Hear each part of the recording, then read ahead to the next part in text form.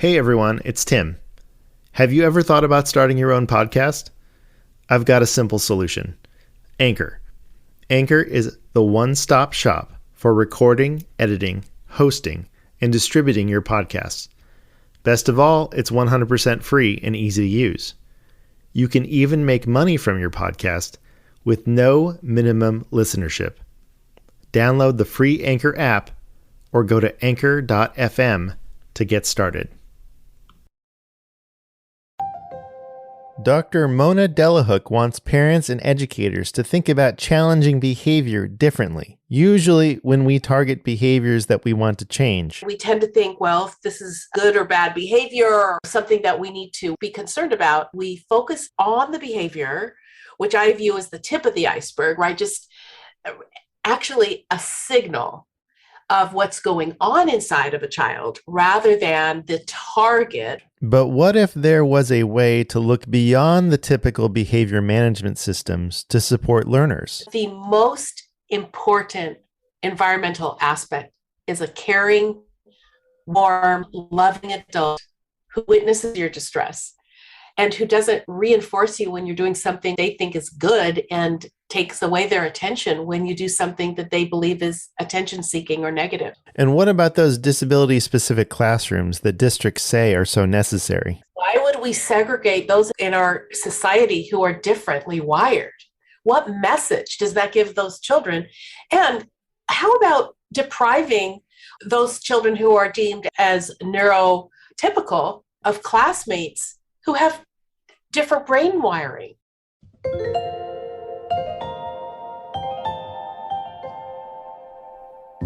My name is Tim Villegas, and you are listening to Think Inclusive presented by MCIE. This podcast exists to build bridges between families, educators, and disability rights advocates to create a shared understanding of inclusive education and what inclusion looks like in the real world. For this episode, I talk with Dr. Mona Delahooke, author of the books Brain, Body, Parenting, and Beyond Behaviors. We discuss the neuroscience of behavior, how parents and educators can move beyond behavior charts and positive reinforcement, and a new way to look at using the check-in procedure with learners. Thank you so much for listening. And now, my interview with Dr. Mona Delahooke. Today on the podcast, we have Dr. Mona Delahooke, who is a licensed clinical psychologist with more than 30 years of experience caring for children and their families.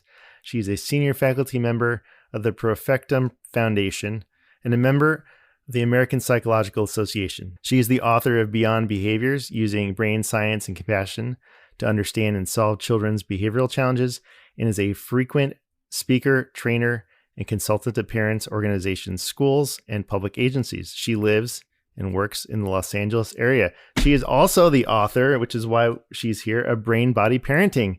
So welcome to the Think Inclusive podcast. Oh, thanks so much, Tim. Thanks so much for having me on.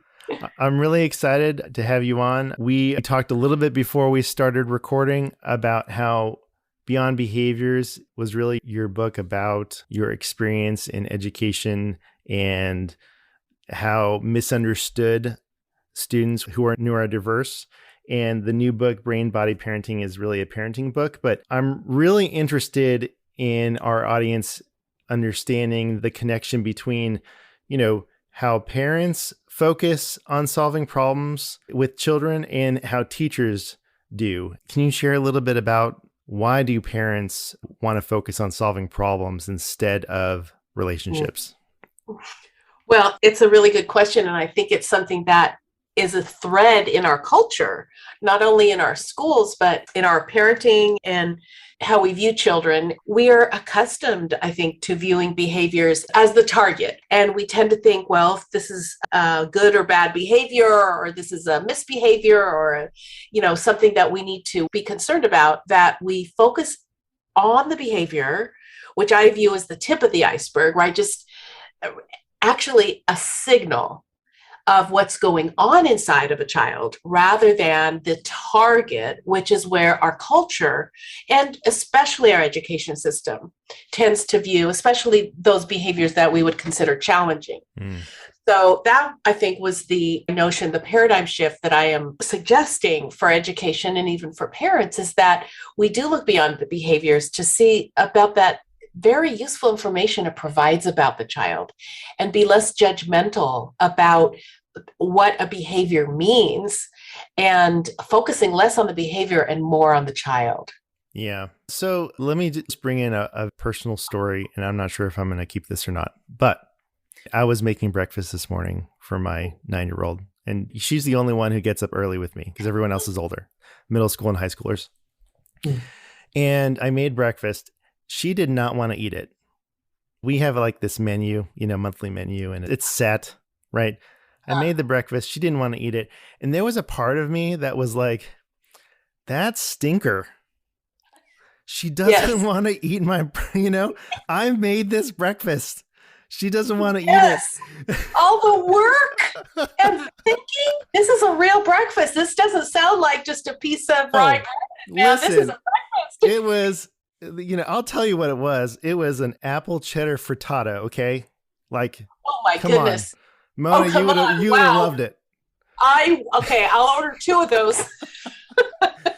No, but seriously, I was thinking about this, and I'm like, you know what? It's like, she's not trying to get under my skin. I mean, I know my kid, but she's not like, and that it was so funny because I was thinking about your book and just in my experience as an educator, because that kind of stuff happens all the time. Like, it doesn't matter if it's breakfast or if it's an assignment you want to give, like, this kid doesn't want to do what I want them to do.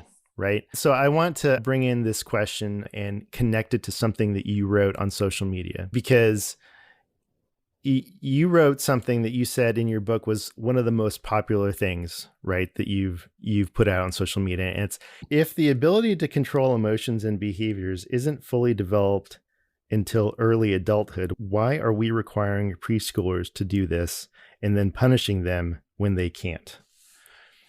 So why do you think that resonated with so many people? I mean, I'm just thinking like, my 9-year-old who was getting upset with me because I wanted her to eat my breakfast that I so dutifully made, like she's not fully in control of her emotions at 6 o'clock in the morning. I love that. Yes. Well, let's think of it from a few different angles. And I love your example, honestly, because it would be so easy to personalize refusing to eat a delicious breakfast that was made with love, right? And care, to have it feel like, and I know I felt this as a parent a lot, like, oh my gosh, that's just so mean or disrespectful. Are you joking? Like, really, like, why are you doing that? And the whole idea that we can kind of deconstruct that. I know as a parent or a teacher, certain behaviors can make us feel like the person's being disrespectful or they're not considering our feelings and things like that. But what we don't realize is that underneath the tip of the iceberg of the behavior are so many other factors that are likely influencing those decisions. And so, for example, it could be that inside of her body, she was not feeling physically hungry yet, or that her body was still waking up. So even the smells could have triggered something that we call a safety threat, right? To inside the body is like the smell be like, oh. And so it was a physiological reaction. She wasn't aware of that. And it came out and like, no, I don't want that. So we can look underneath, we can kind of start to understand that our behaviors and our emotions is a deeply physiological process. It involves our body, but also in regard to that quote that you just read, it's part of our development, the ability to contextualize and control your emotions and your behaviors is a project that starts from toddlerhood and moves on to really young adulthood. that ability to kind of realize, put all the ducks in a row, have it in your mind, be able to say something polite rather than something which is how you really feel. You know? As we get socialized, we learn how to have a more sophisticated problem solving, but it's a project. And I think that's why the quote resonated. That was so funny because it was one of the most popularly shared quotes, and I just threw it up there literally within 10 seconds. I was taking a walk, and I saw these parents trying to have a toddler do something that was way beyond their skill level. And so I was like, put it on, and sure enough, like 2 million people saw it. So it's I think that a lot of us don't properly understand social and emotional development. We have what's called the expectation gap. We think kids can do things when they really can't developmentally.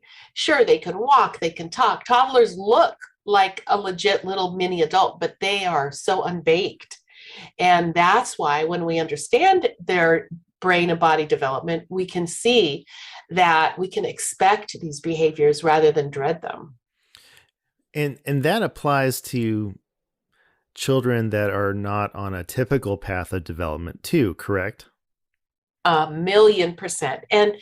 And just emphatically so, because that's the other part that our education system doesn't get very well. And I'd like to first say that there is no blame and no shame intended. The educators that I work with and I know intend well and are incredible people. They have been our heroes through the pandemic. So I have nothing but respect for those individuals in helping our children and our students. But from a knowledge standpoint, our field of education and even the field of psychology, I think, doesn't understand the profound impact of individual differences and how those individual differences, such as brain wiring differences, perceptual differences, movement differences, all those things that our neurodivergent children and students and teenagers and adults have, which makes them special and makes them unique, oftentimes are judged as inappropriate behaviors or behaviors that are misunderstood.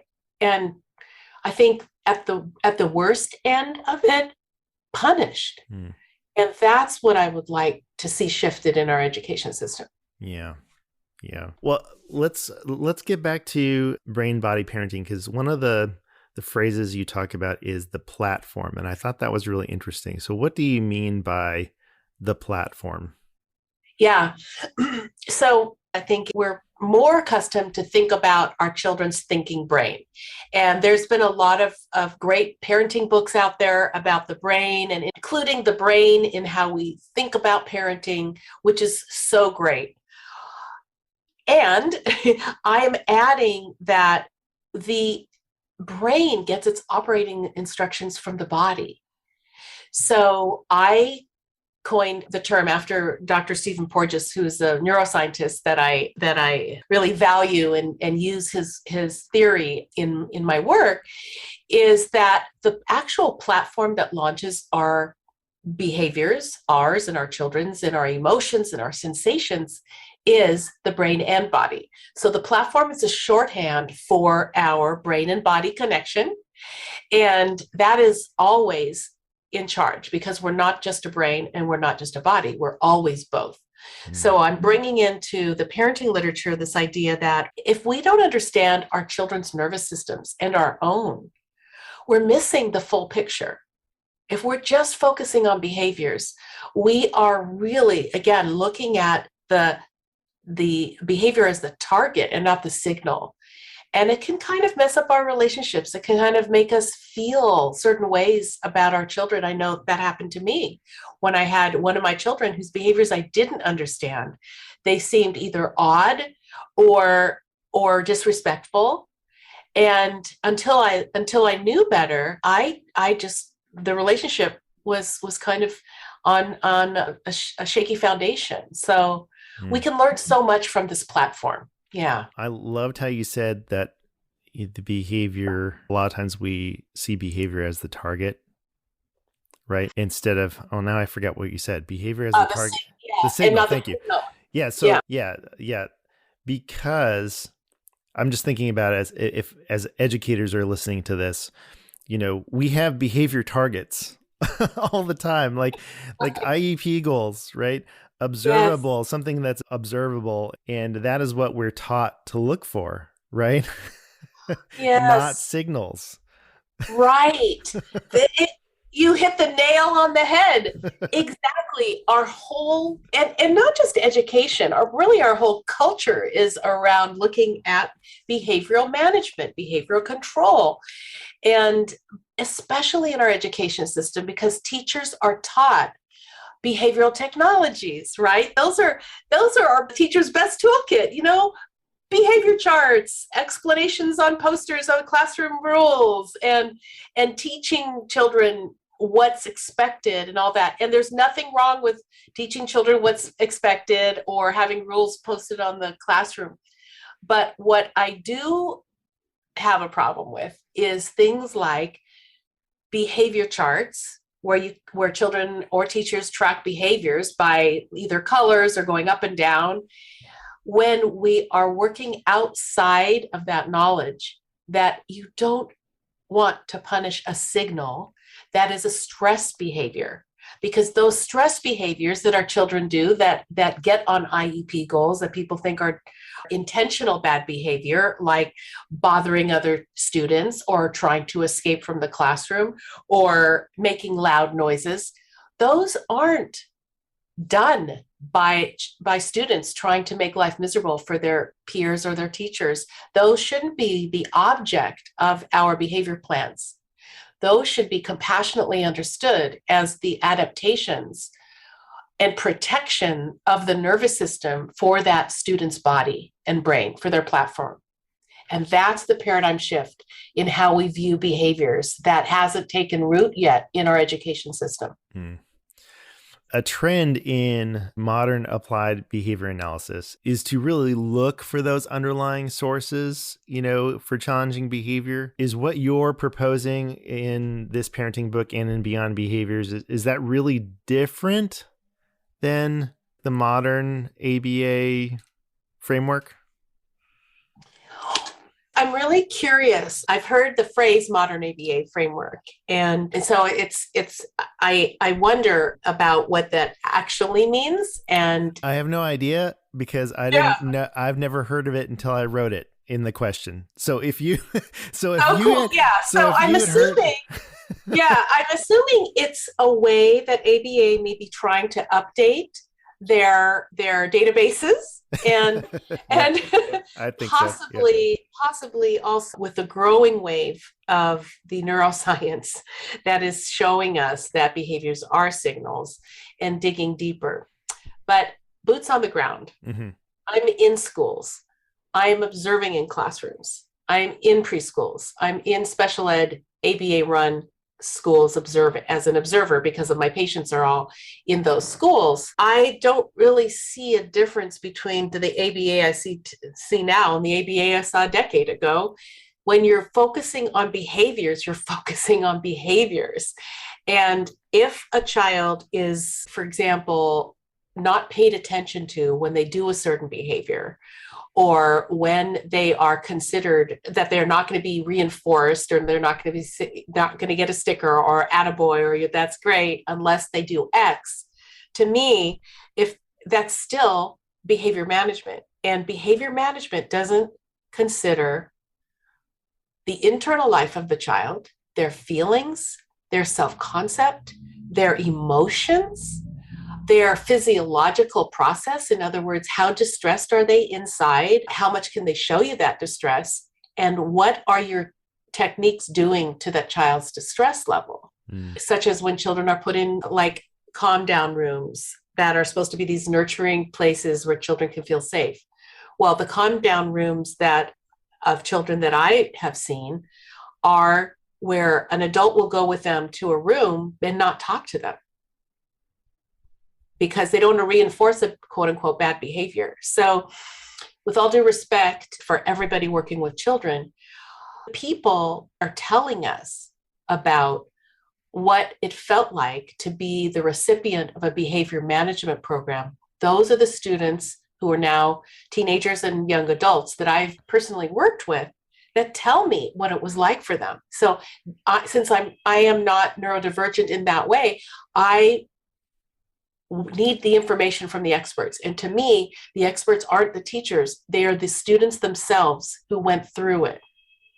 The effort that educators put into crafting an environment, and I'm talking a physical environment, to reduce the stress and make children and students feel safe, their energy would be better put into building and cultivating a relationship as opposed to a physical environment. Is that right? Oh, I love the way you said that. 100%.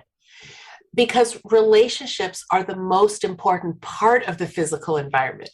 Now, certainly, noise canceling walls. I've been in certain schools where they have like walls that absorb noise and background and foreground. Sure, those are some great aspects of creating an environment.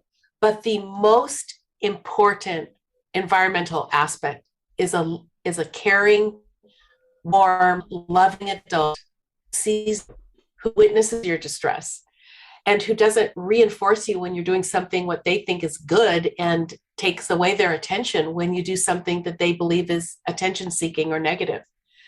So I love that you just brought that up. Yeah. We could spend our resources on human accommodations first. That doesn't require any extra money. That doesn't require an architect or funds to build new classrooms.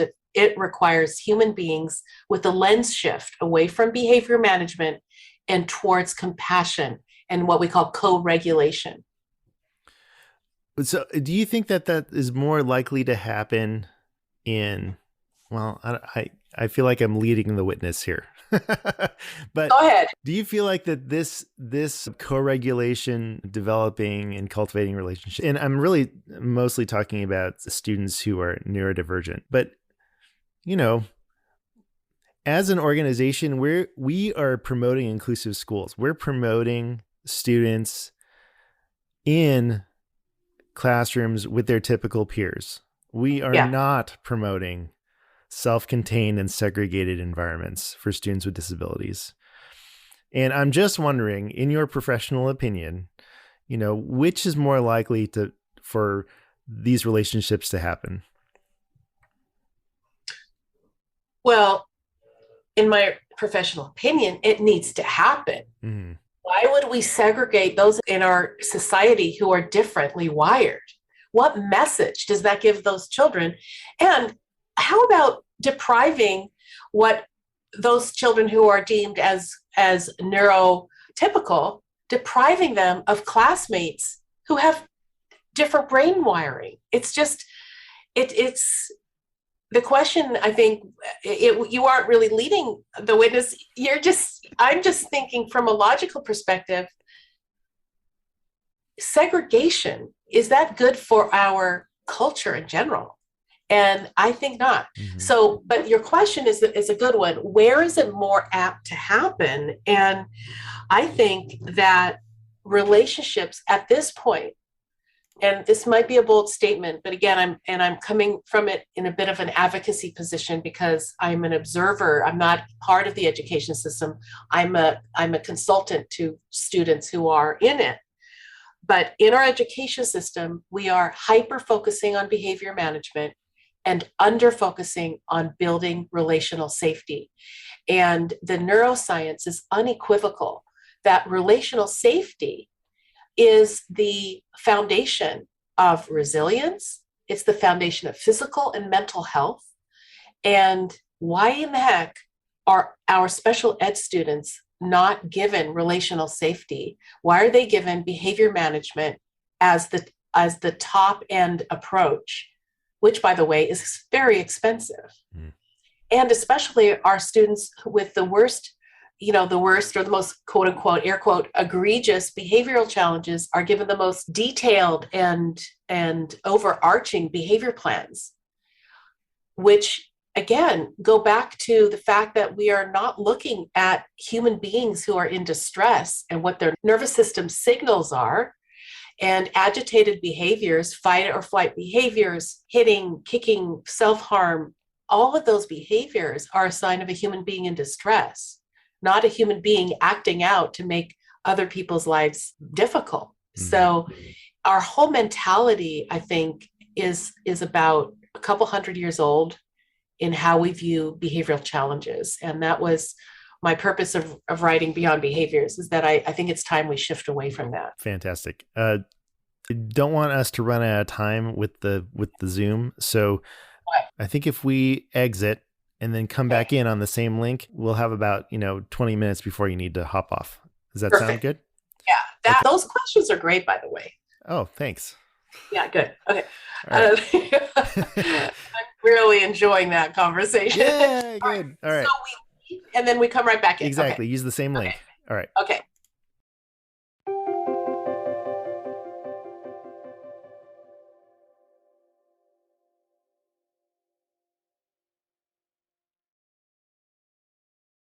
You live in Southern California, correct? Yeah. So I grew up in Arcadia. Oh my gosh, you're kidding. Yeah. I grew up in Arcadia off of Longden. Do you know where that is? Yeah. My office is on South First Avenue. Yeah. Okay. I lived on 4th. On South 4th. Oh my gosh. Yeah. That's over by Carl's Jr. I walk over there for lunch. Yeah. I know exactly where that is. Now, where do you live now? I live in Georgia. I live in near Atlanta. Wow. Did you grow up there? I grew up in Arcadia. I went to Arcadia Christian School, which is actually on Santa Anita. Yes. And then I went to Maranatha High School, which is now in Pasadena. It used to be in Sierra Madre. Okay, Tim. Yeah. I went to Maranatha High School. No, you didn't. We're alumni? What? It's a secret. I don't tell anyone that. Oh my gosh. Yeah. That's freaky. Yeah. I feel so connected with you, Mona. Oh, honestly. Okay, we're all thrown off now. This is hysterical. I was not expecting that. I thought you were just going to say, "Oh yeah, Arcadia, the Arboretum, the peacocks." Yes, yeah. I've never met anyone who's ever heard of Maranatha High School, so this is really amazing. Oh, that's great. Okay. All right. Yeah. Back to work. So something that I thought was really interesting about brain body parenting was the pathways. And I don't mean any disrespect in that they reminded me of zones of regulation, but they're definitely not the same thing. But the colors and the pathways I think are really useful. I really think that educators could learn a lot from them. So could you briefly explain the pathways? Oh, thank you. And I'm really glad you brought up the zones of regulation, because a lot of teachers are familiar with the zones of regulation, and it's a great cognitive behavioral teaching tool. I was at a gathering a few years ago, and I met the co-creator of the zones of regulation. And I want to make it very clear that these colors that I'm talking about were developed years before the zones of regulation by someone named Connie Lillis, a colleague of mine. The colors that I talk about in Brain Body Parenting and Beyond Behaviors are standing colors for the 3 main pathways of the autonomic nervous system. And those were developed in 2009. And the zones of regulation is a cognitive behavioral teaching tool, completely different. And truly, I guess my caution on the zones of regulation is that I really think that they are being oversold to our vulnerable populations, because they are operating outside of the fact that self-regulation is not a learned experience. It is an embodied experience that happens through relationships. Mm-hmm. And I think that the zones of regulation have been misinterpreted as a behavior management tool sometimes. So you're having, oh, where are you right now? And of course, children feel like green is better. Like they make that up themselves. Like, oh, I'm green, or oh no, my color's changing, that's bad. So I have a very big caution about that. Mm-hmm. And also a caution, again, with all due respect to teachers. And I know you have the best of intentions, but behavior charts serve to dysregulate more students than they serve to regulate. So I'm really glad you brought that in. So the three pathways of the autonomic nervous system are from a theory called the polyvagal theory, which kind of, now we go into neuroscience, but my database is translating neuroscience into practical use, because I think it's good for us to know how the brain and body work. And so the three pathways, really quick, are the green pathway, which, and you don't have to worry about the scientific name, the ventral vagal, but the green pathway is where our nervous system is socially engaged. It is feeling calm. It is able to learn. This is where children play. It's where we can ask them to stretch a little bit. And that nervous system, again, we don't choose these. It's automatic. It's the automatic or autonomic nervous system when the body is perceiving safety on a very, very primitive primal level. You are in the green.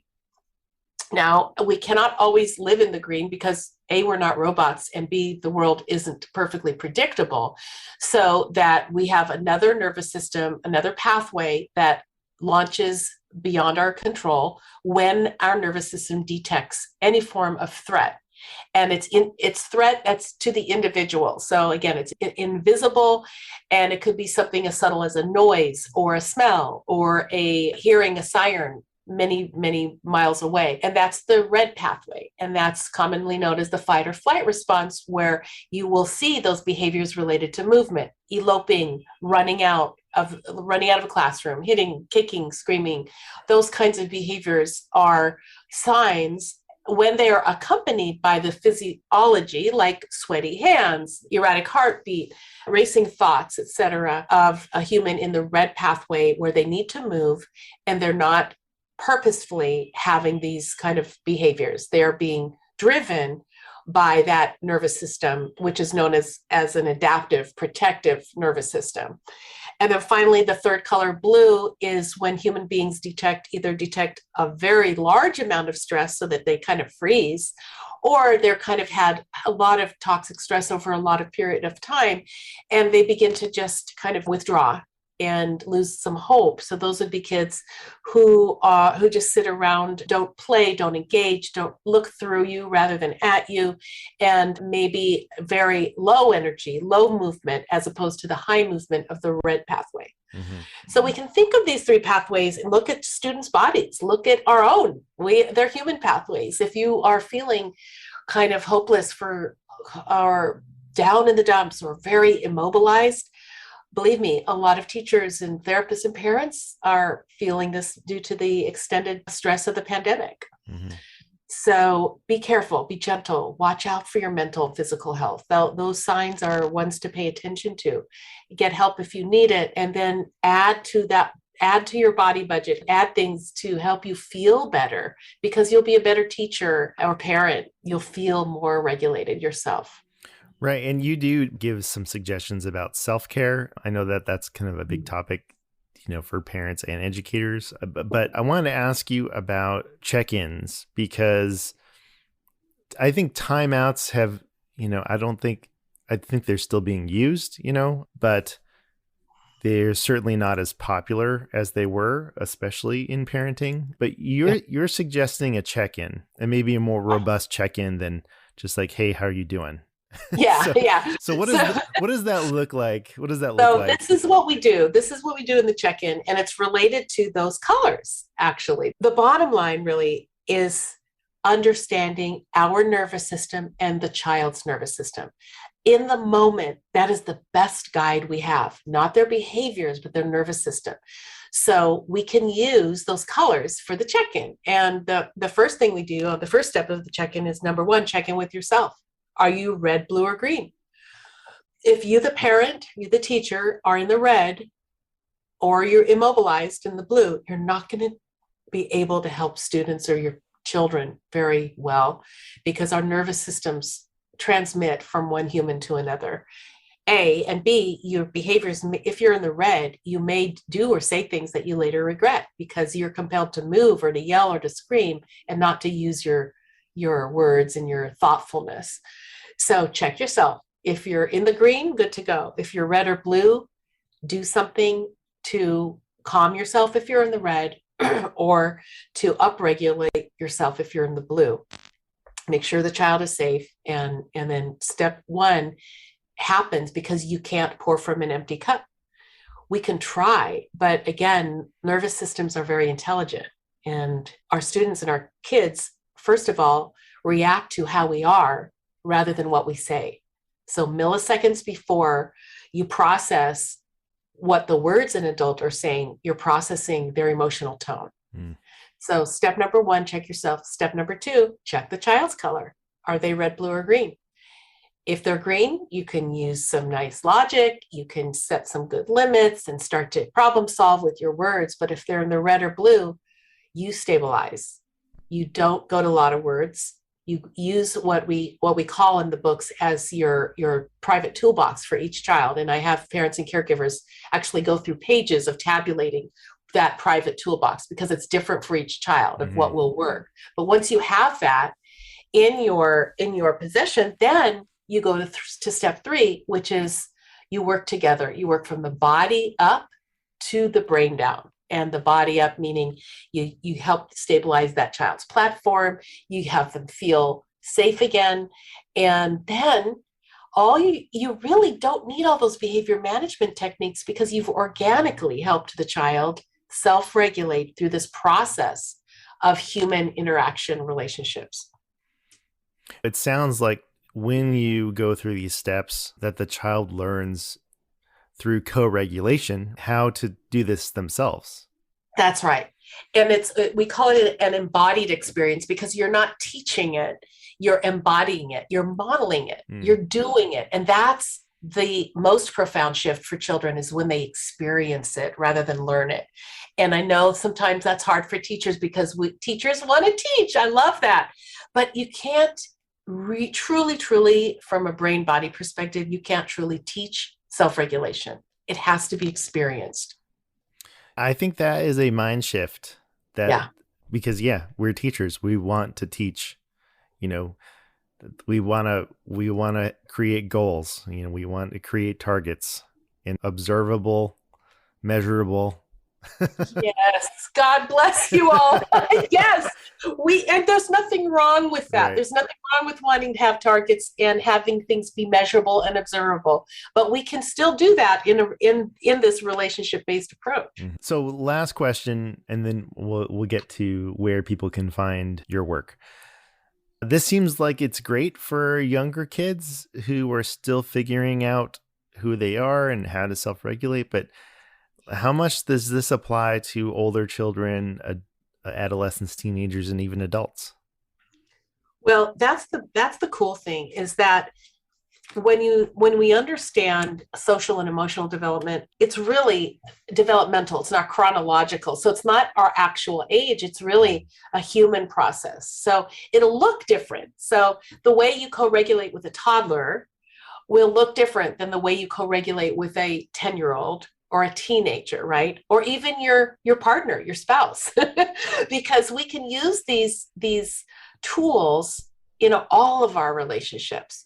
Where is my nervous system? Where is this other person's nervous system? Are we at a place where we can actually problem solve, or do we have to go to somewhere more basic and stabilize first? So I think it looks different, but absolutely we can apply it across the age span. Where can people find Brain Body Parenting, and where can people follow your work? Well, my website, monadelahooke.com, I have blog and lots of resources there, so people can go there. And on Facebook and Instagram, Dr. Mona Delahooke, and Twitter. And Brain Body Parenting, both books are available on Amazon, and Brain Body Parenting is available at most bookstores, Barnes & Noble, and I've heard it's at Target and Walmart, so it's available. All right. Well, please go out and get Beyond Behaviors and Dr. Delahooke's newest, Brain Body Parenting. Follow her work. It's been such a pleasure. Thank you so much, Dr. Mona Delahooke, for being on the Think Inclusive podcast. We appreciate your time. Thanks so much for having me. Think Inclusive is written, edited, and sound designed by Tim Villegas and is a production of MCIE. Original music by Miles Kredich. I hope you enjoyed today's episode. And if you did, here are some ways you can help our podcast grow. Share it with your friends, family, and colleagues. And if you haven't already, give us a 5-star review on Apple Podcasts or Spotify. Special thanks to our patrons Melissa H., Veronica E., Sonia A., Pamela P., Mark C., Kathy B., Kathleen T., Jarrett T., Gabby M., and Aaron P. for their support of Think Inclusive. Another way you can help support Think Inclusive is to become a patron. We are just a few patrons away from producing an additional monthly episode only on Patreon. Go to patreon.com/thinkinclusivepodcast and become a patron today. For more information about inclusive education or to learn how MCIE can partner with you in your school or district, visit mcie.org. We will be back in a couple of weeks. Thanks for your time and attention. And remember, inclusion always works.